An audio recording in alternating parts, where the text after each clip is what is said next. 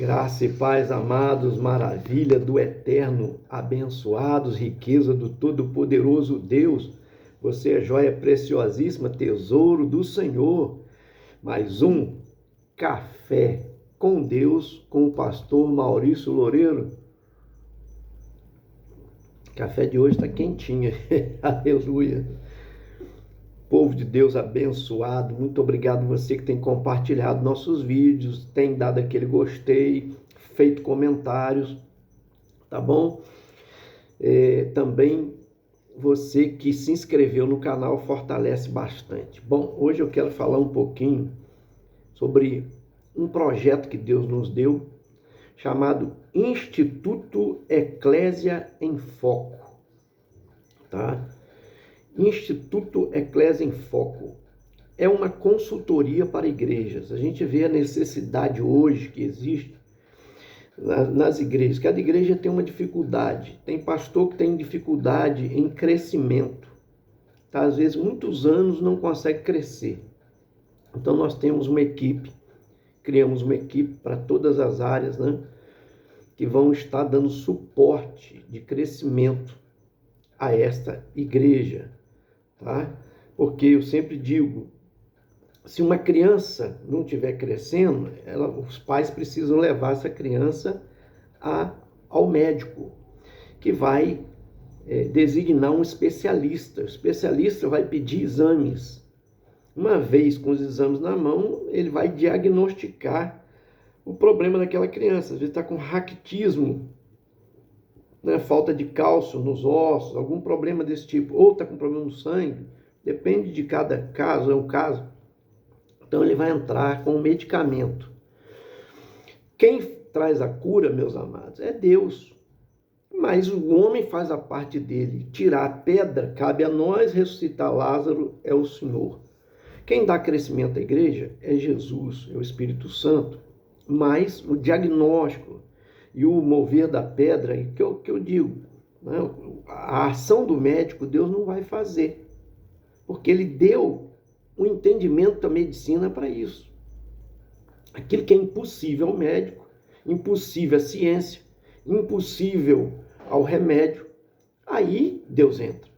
Mas existem causas, né, que o próprio Deus é que deu essa inteligência. É o que a gente faz, vai diagnosticar o que está errado, o que está acontecendo, mostrar para a liderança e vamos aplicar um plano de ação. Às vezes o problema é do pastor, psicologicamente, está abalado com o ministério, precisa de tratamento. Nós temos especialista para tratamento da vida psicológica do pastor. Às vezes o problema é gestão, ele não está conseguindo administrar a coisa. Então, vai entrar com uma especialização na gestão. Às vezes o problema da igreja é financeiro, né? Então ela precisa de uma gestão financeira, que é um diretor financeiro que vai dar essas diretrizes. Nós temos uma equipe bem amarrada, bem trabalhada, são gente que tem experiências. Eu, por exemplo, que vou cuidar em parte de crescimento de igreja, né, de evangelização, família, vou fazer 38 anos de casado, questão familiar, questão de pequenos grupos, de célula. Eu estudo sobre isso há muitos anos, além de ser presidente da ACIBAN, que é a Associação Serrana das Igrejas Batistas Nacional, que deve estar rolada em umas 200 igrejas, para você ter uma ideia, tá? Região Serrana e Vale do Paraíba, experiências que tem com esses pastores, nós vamos estar aplicando isso. Tem um que foi presidente de convenção, né? Debatedor na Rádio Melodia, que é questão da gestão eclesiástica. O outro foi diretor financeiro de Sapucaia, tá? Aqui, secretário de Finanças de Sapucaia, em 2 gestões, e de Além Paraíba também já foi secretário de Finanças, e hoje ele é diretor de Finanças de uma mega igreja aqui na nossa cidade. Então, um cara de uma experiência tremenda. O outro é formado, tem faculdade e atua nessa área de marketing, marketing digital. Então veja só, nós temos pessoas conosco muito bem preparadas, nós temos um escritório também com 30 advogados, que às vezes o problema da igreja é jurídico, precisa ser resolvido o problema jurídico, e estão agarrados para trás, né? E precisa ser resolvido. Então, a Queiroz e Andrade, que é um grupo de advogados, doutor Marcelo está conosco nessa parceria. Gente, que é um dos maiores escritórios de direito do país, de advocacia do país, está conosco. Então, nós preparamos esse projeto já há algum tempo, nós estamos avançando para atender Minas Gerais, Rio de Janeiro, São Paulo, né? Então, entenda bem, Espírito Santo, essa região nossa, sudeste aqui, e futuramente até para outros estados, tá? Já tem algumas igrejas nos procurando, graças a Deus por isso, né? Então, nós vamos atender desde pequena igreja até megas igrejas, né? Então, às vezes a igreja cresceu muito, mas ela parou. Ela quer crescer mais e está perdendo a administração dela. Então, nós temos gente experiente para essa área eclesiástica, certo? Que entende muito, é pastor de mega igreja, tá? E uma experiência larga, tá? Em gestão eclesiástica. Então, nós estamos, graças a Deus, Deus preparou uma equipe muito boa para nós te dar atendimento. Então, vale a pena você investir, procurar, entrar em contato conosco. Meu telefone é 32 98815 4389. Grava aí, tá? Tá no vídeo aí, você pode parar, repetir, voltar, para você ter aí um suporte tremendo, tá bom? Em todas as áreas que você necessita, contabilidade, a área estatutária, tudo isso, nós temos gente muito experiente dentro disso tudo, para te dar esse suporte, reformular o seu estatuto, tudo isso, tá bom? Deus te abençoe. Vamos lá. Café com Deus é o quê, pastor? É uma porção da palavra de Deus explicada, oração por você e sua família. Caminhando aí para 1000 Café com Deus daqui a pouco, faltando aí quase um mês, né? Acho que está faltando agora, se não me foge a memória, 31 ou 32 para chegar a 1000. Vai vendo aí o que Deus tem feito no decorrer do tempo. Bom, Atos 17, verso 6 está escrito assim: porém, não os encontrando, arrastaram a Jason e alguns irmãos perante as autoridades, clamando: estes que têm transtornado o mundo chegaram também aqui. Paulo e Silas vinham numa missão, né, em várias cidades, e agora chegaram em Tessalônica. E ao chegar em Tessalônica, Paulo tinha o costume, aprendeu com Jesus, tá? Olha só. Ele ia evangelizando de cidade em cidade, mas quando ele chegava, o primeiro lugar que ele ia uma sinagoga, ou templo ou sinagoga, mas a maioria daquelas cidades que Paulo estava visitando, estava fazendo missão, não tinha templo, então era sinagoga. Ele ia lá na sinagoga, aproveitava onde tinha sinagoga, e ele ia discutir teologicamente, teologia. Mostrar que Jesus é o Cristo, aquele que foi morto, mas que ele ressuscitou, ele é o Salvador, e que precisava se converter, aceitando o Filho de Deus. É que nós comemoramos aí a Páscoa, né, falando. Então ele trazia e conseguia convencer a muitos, mas alguns saíam revoltados. Sempre tem os invejosos no meio, porque Paulo estava avançando. Próprios judeus, olha só, ele era judeu também, da religião judaica, entenda bem, não está criando uma nova religião, ele tá trazendo um avivamento dentro do judaísmo. A intenção nunca era começar uma religião, não era isso, né? Embora eles eram acusados disso, e inclusive com falsas acusações quando não podia contra ele. Foi o que fizeram, pegaram Jason ali, que hospedou Paulo na casa dele, arrastaram perante as autoridades e acusando-os de que eles estavam aceitando, nomeando um Jesus que que seria rei no lugar de César, olha só, com falsas acusações. É sempre assim que acontece, né? Quando não se pode, calunia, né? Tem estratégia do inimigo que ele trabalha dessa maneira, acusa os outros daquilo que você é. Se você é ladrão, fala que os outros é ladrão. Se você é corrupto, fala que os outros é corrupto. Se você é mentiroso, fala que os outros que é mentiroso, né? Se você é falso, fala que os outros é falso. Então, é a realidade deles ali, né? Eram falsos, estavam na idolatria, estavam, olha só. E agora acusando, né, a Paulo e Silas, que eles não conseguiram achar Paulo e Silas, invadiram a casa de Jaso, mas aí pegaram Jaso, arrastaram ele junto com seus amigos até as autoridades.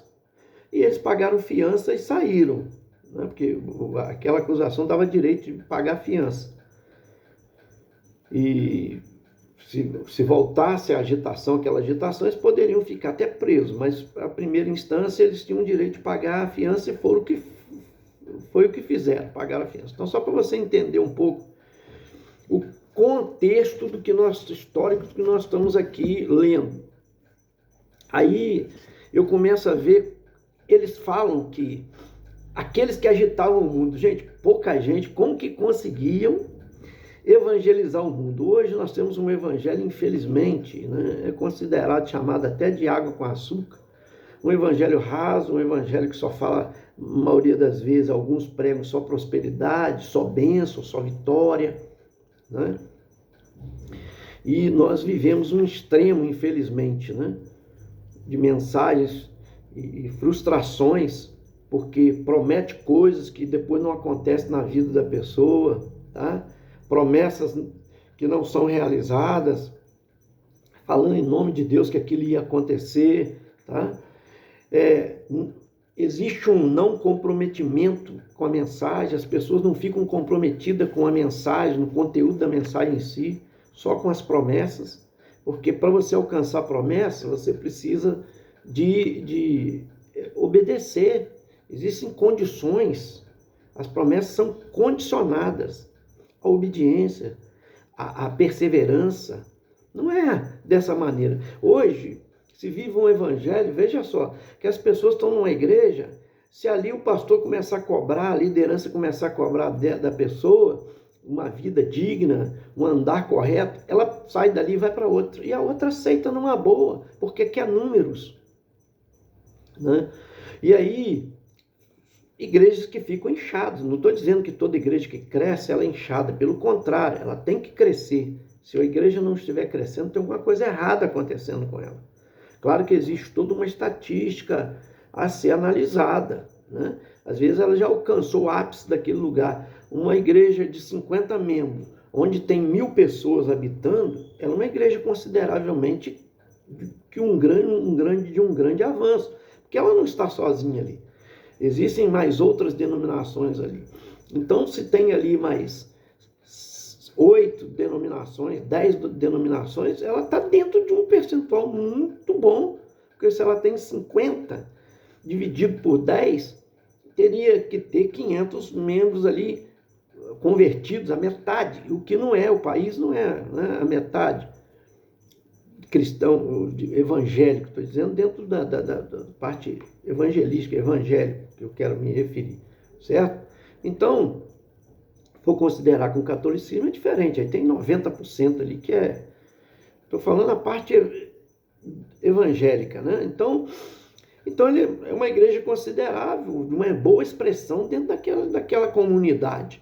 Mas é diferente se tem 10 mil habitantes, 30 mil habitantes, uma igreja que tem 50 membros, ela está, né, parada no tempo, ela precisa crescer.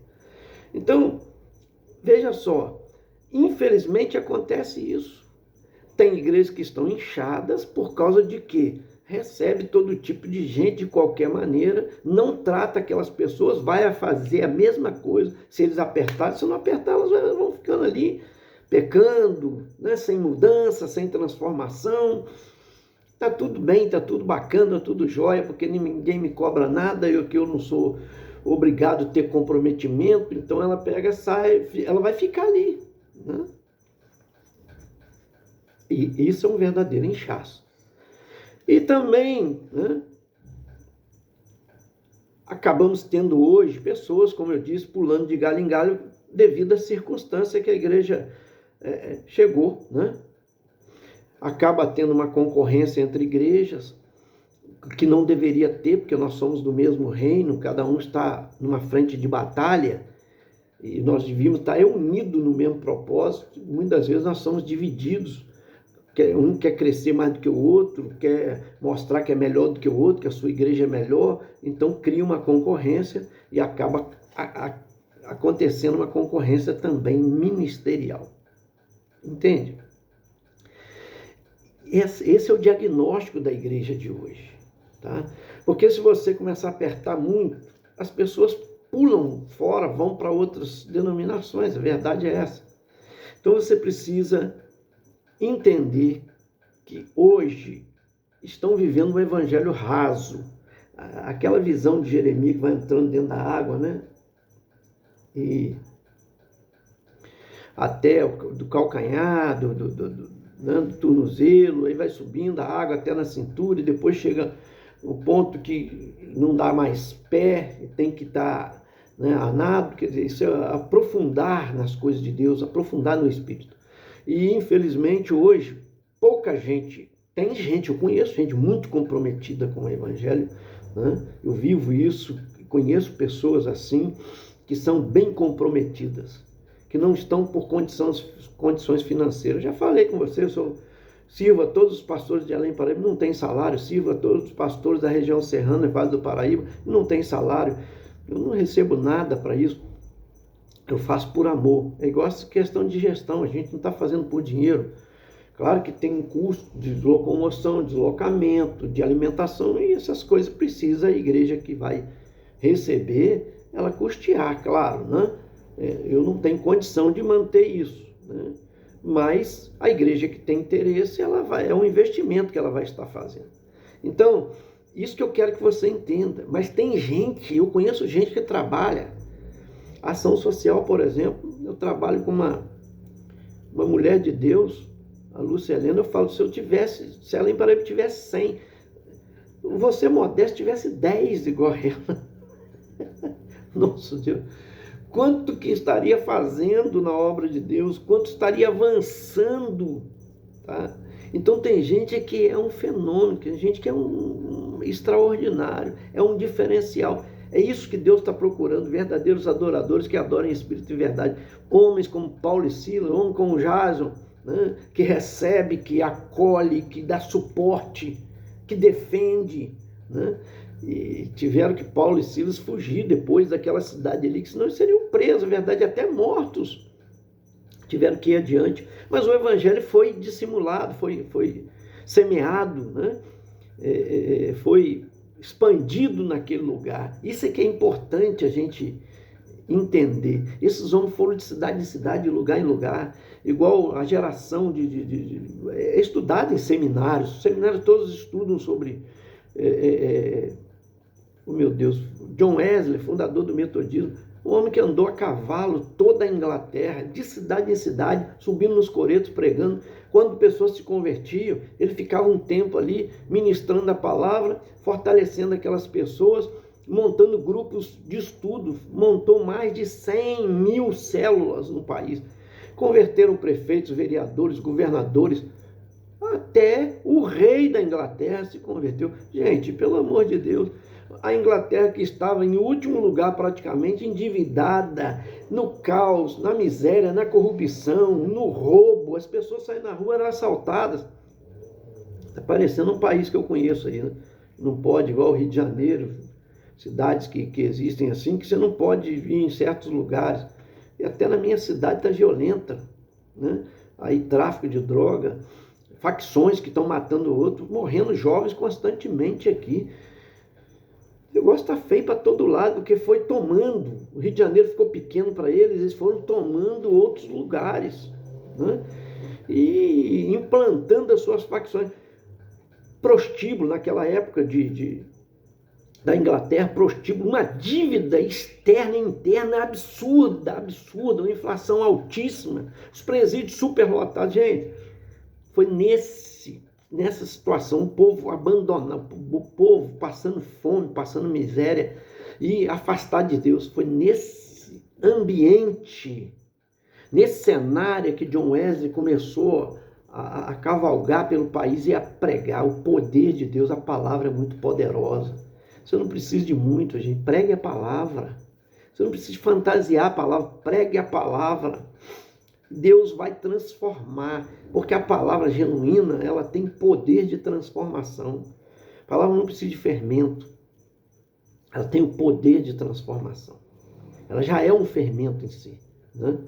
Porque o próprio Jesus contou uma parábola, e está escrito na Bíblia em um versículo só. Diz que é como o reino de Deus é como uma mulher que pega 3 medidas de farinha, né, e trabalha até ficar levedado, quer dizer, bota o fermento para ficar levedado. O que é o fermento? É a presença de Deus, do Espírito Santo, que entra ali nesse caso e faz diferença na massa. A massa é a população e transforma. Só Deus pode transformar a sua família, o seu ambiente, a sua cidade, o seu estado, o seu país. Só Deus pode transformar. É isso que a gente precisa acreditar. E o poder da palavra, ela não volta vazia. A palavra faz o que lhe apraz, o que deseja o Senhor. Então é preciso pregar a palavra. Amém? Doa quem doer. Não estou falando de você ser ignorante, ser grosso. Tem gente que prega acusando os outros. Não é acusação a pessoas, é pregação da palavra. É o que Jesus fazia. A gente tem que pregar desde o céu ao inferno. Não existe purgatório, meio para se ficar pregando sobre o meio. A verdade é que você tem que pregar em todo o conteúdo da palavra. E o poder de Deus vai se transformar. É o que esse povo fazia. Simples, gente comum, que saíram de cidade em cidade, de lugar em lugar. E o lugar é transformado porque o poder de Deus se manifesta. É isso.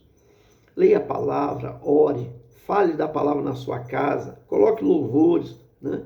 Viva uma vida de adoração, de glorificar a Deus. Coloque Deus em primeiro lugar na sua vida, você vai ver que vai começar a mudar. Primeiro tem que mudar você. A gente quer muito mudar os outros, tem mania de olhar os outros, não precisa de mudar aqui, os outros ali, fulano tem que mudar aquela, fulano é ignorante, fulano é soberbo. A gente está olhando os outros, mas não olha para a gente tem que primeiro mudar. Deixar Deus mudar o nosso coração, a nossa vida, e depois você vai ver o poder dele. Ele não vai te usar para mudar os outros, não. Presta bem atenção. Ele tem poder para mudar os outros. Quando você se deixar mudar, os outros ao seu redor vão ser mudados, porque Deus só quer primeiro mudar você.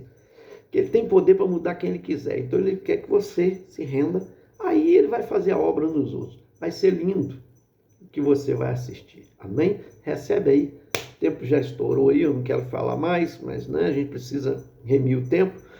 Que Deus te abençoe em Cristo Jesus. Eu quero orar por você, Pai, em nome do Senhor Jesus. Que mensagem linda era pregada sobre Cristo Jesus, o apóstolo Paulo pregando, ó Deus amado, sobre Jesus que morreu, foi crucificado, mas ressuscitou o terceiro dia. Ele é o Rei dos Reis, Senhor dos Senhores, que precisa reinar em nossos corações.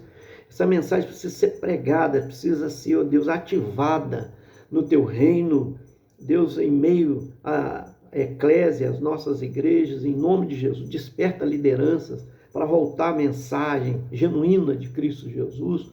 Deus amado, foi uma reflexão que o mundo passou aí. Os cristãos passaram sobre, ó Deus, a Páscoa. Não podemos deixar apagar o pavio que fumega. Em nome de Jesus, abençoa de uma maneira tremenda todos que estão recebendo café com Deus, transformando suas vidas poderosamente. Em nome de Jesus, para que haja transformação ao redor.